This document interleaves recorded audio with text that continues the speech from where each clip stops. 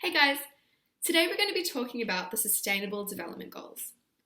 The 17 Sustainable Development Goals were set in 2015 by the United Nations and are a call for action for all developed and developing countries to come together and work towards them by 2030. So the SDGs look at tackling some of the issues that the world is facing at the moment, socially, economically, and environmentally. By 2030, the aim is to have peace and prosperity for everyone, as well as being able to preserve our oceans and forests and the rest of our environment. So that's great. But today, what I want to focus on is how the SDGs actually relate to our understanding of wastewater and how we can use an understanding of wastewater to progress these goals. The way I'm going to do that is by showing you guys that whilst one or two of these goals achieved would be great, ideally what we want is for them all to be achieved and integrated together. Exactly the same way as if I offered you a sip or two of this wine, that'd be pretty great. But if I offered you a full glass of this wine, you'd probably prefer that. So each of the Sustainable Development Goals that I explain through the context of wastewater, I'm going to fill this glass up a little bit more with my wine. So hopefully by the end of the video, we'll all have an understanding of each of the Sustainable Development Goals, how they relate to wastewater, and what it would be like if we were able to achieve all of them. And I will end up with a very large glass of wine. Let's get started. All right, so the first of the Sustainable Development Goals is no poverty. And my take on this one is that I think we should stop looking at wastewater as waste and start thinking about it as the asset that it is. There's lots of money to be found in this industry, and there are lots of ways we could use some of the byproducts or, in fact, the treated wastewater itself in ways that people wouldn't have imagined. Number 2, zero hunger. This one I thought about from an irrigation and fertilizer point of view.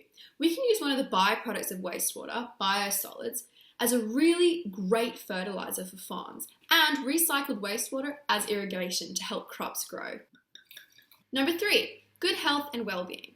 Keeping our waterways clean and having a good understanding of wastewater processes will obviously lead to good health and well-being for everyone.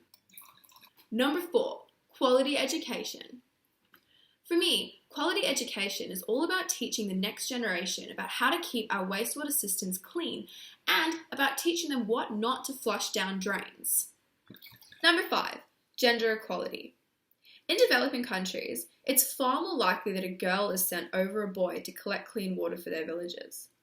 Maybe we can help change this statistic by bringing some of our modern understandings of wastewater infrastructure and infrastructure in general to these developing countries. Number 6, clean water and sanitation. Another fairly obvious one. Not everybody in the world is as lucky enough to experience the clean water and sanitation that we do here in Australia. So I think an enriched understanding of wastewater treatment can actually help everybody in the world experience the same lifestyle that we do. Number 7 is affordable and clean energy. This one's a bit of an obscure one, but the way I want to look at it is that we can actually use a lot of our recycled water for going towards creating affordable and clean energy. One example is a white paper that Jacobs has recently published on how we can use recycled water to create hydrogen fuel. 8, decent work and economic growth. Wastewater is an entire industry. It's growing and we need to realize that. We need more research, more infrastructure, and to move into the future to create more work and more economic growth. Number 9 is industry, innovation, and infrastructure. We obviously have a lot of old wastewater treatment systems still around from the 50s and even before then. What we need to do now is integrate what we've already got into creating new and improved wastewater treatment systems that are energy efficient, cheaper, and better for the environment. 10, reduced inequalities. People in developing countries, as we already know, don't have access to the clean water that we do.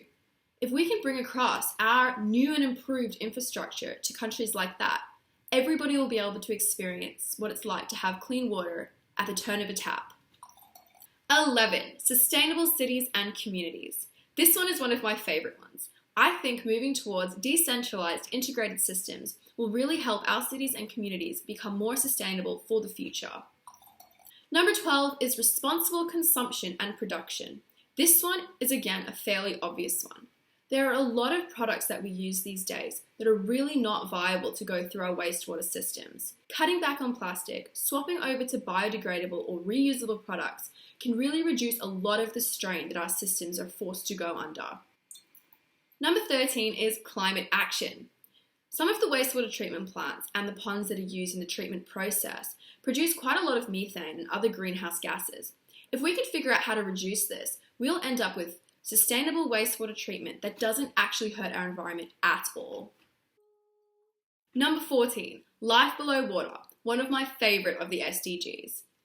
The way I'm going to look at this one is by thinking about ocean outfall, which is one of the places that a lot of our wastewater ends up.